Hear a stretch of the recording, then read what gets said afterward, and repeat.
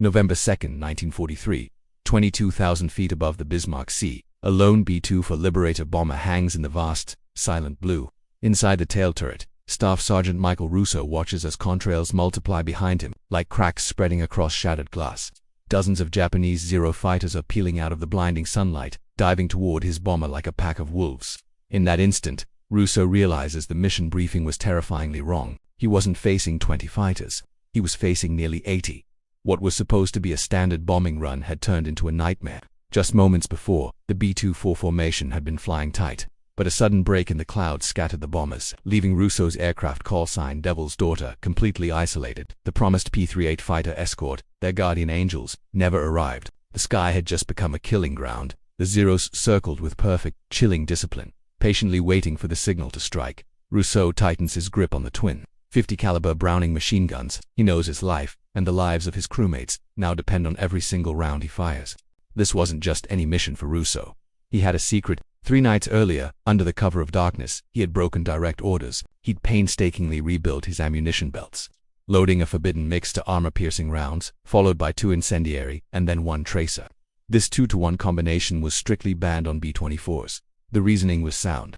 Incendiary rounds could overheat and warp the gun barrels, ignite leaking fuel vapors inside the bomber, or cause jams so catastrophic the guns themselves could explode. It was a huge risk, but Russo had done the grim calculus in his head. Facing a court-martial later was a hell of a lot better than dying right now. He was betting his life on his own forbidden formula. At 8:53, the attack begins. The first wave of 8 Zeros screams in, a perfectly coordinated assault, 4 from above, 4 from below. They want to split his fire, to confuse and overwhelm him. Other gunners might panic, firing long, hopeful bursts, but not Russo. He holds his fire, his knuckles white, letting the fighters close the distance. 600 yards, their cannon rounds start to rip through the bomber's thin aluminum skin, the sound like a hammer on metal. Then, he squeezes the triggers. A storm of incandescent fire erupts from his turret, connecting with the lead Zero. The incendiary rounds do their devastating work. Instead of just punching holes, they detonate the engine in a single, violent flash. The fighter cartwheels out of the sky, a spinning torch plunging into the sea below. Without pausing, Russo shifts his aim to the next attacker, stitching a burst across its wings. It ignites instantly, a blossom of fire against the blue. 2 more Zeros are diving from below, their cannons blazing. Russo meets them with his own fire, and the incendiary bursts rip their fuel tanks wide open. Both fighters are blown apart in midair. The sky is now a chaotic masterpiece of smoke trails, burning debris, and the high-pitched scream of dying engines. Russo isn't just defending his bomber, he is rewriting the rules of air combat in real time. But the Japanese pilots are relentless. Another wave presses in, 12 fighters this time, with more lining up behind them. Their swarm tactic is designed to break a gunner, to saturate the turret with so many targets that the defender cracks under the pressure. But Russo's modified belts keep feeding, turning every solid hit into a catastrophic fire, every burst into certain destruction.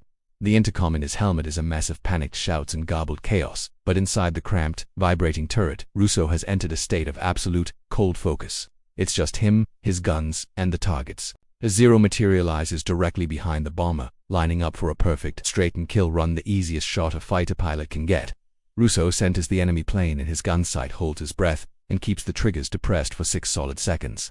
The stream of armor-piercing and incendiary rounds walks right up the fuselage. The Zero seems to swallow the fire, engulfing itself in a massive fireball before disintegrating completely, scattering molten wreckage across the sky. Suddenly, his left gun jams, a gunner's worst fear, but Russo's hands move with practiced speed.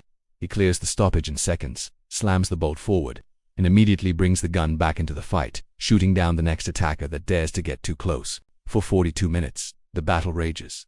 It's a non-stop ballet of death and survival. Then, as quickly as it began, it's over. The remaining Zeros, having seen enough, simply break off their attack and vanish into the horizon. Silence returns. Russo slumps back in his seat, the smell of cordite thick in the air. He looks at his ammunition counter. When the battered B-24 limped back to base, it was a miracle it was still in one piece. The ground crew counted 187 bullet and shrapnel holes peppering its frame. When engineers inspected the tail turret, they found the gun barrels were severely warped and discolored from the extreme heat. The commanders knew immediately. They suspected he'd used the forbidden ammunition. When questioned, Russo didn't deny it. He didn't make excuses. He simply looked at his superior officers and said, "I figured a court-martial beat dying." But he wasn't court-martialed. Instead of punishment, the military launched a full-scale investigation into what had happened over the Bismarck Sea. They needed to understand how one gunner had survived an attack by nearly 80 fighters and shot down so many. The results of the investigation changed everything. Official tests proved that when fired in short, controlled bursts with adequate cooling time, Russo's incendiary loadout dramatically increased a bomber's defensive firepower and its chances of survival. By December 1943, just 1 month after Russo's harrowing flight, the 5th Air Force authorized experimental use of his 2-to-1 belts. Within a few more months, what was once a court-martial offense became standard-issue ammunition for B-24 units across the entire Pacific Theater. Military analysts later concluded that this simple change in ammunition loading reduced heavy bomber losses by an astounding 12%. That single act of defiance, born from a desperate need to survive, ended up saving thousands of airmen's lives. Michael Russo went on to fly 34 combat missions and was awarded the Distinguished Flying Cross for his heroism. Though the official citation conveniently never mentioned his forbidden ammo, his aircraft, the Devil's Daughter, was too damaged to ever fly a combat mission again. But the lessons learned from its tail turret reshaped bomber defense strategy for the rest of the war.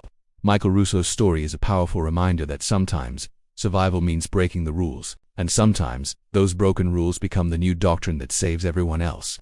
Thanks for watching, and if you enjoyed this story, don't forget to like and subscribe for more.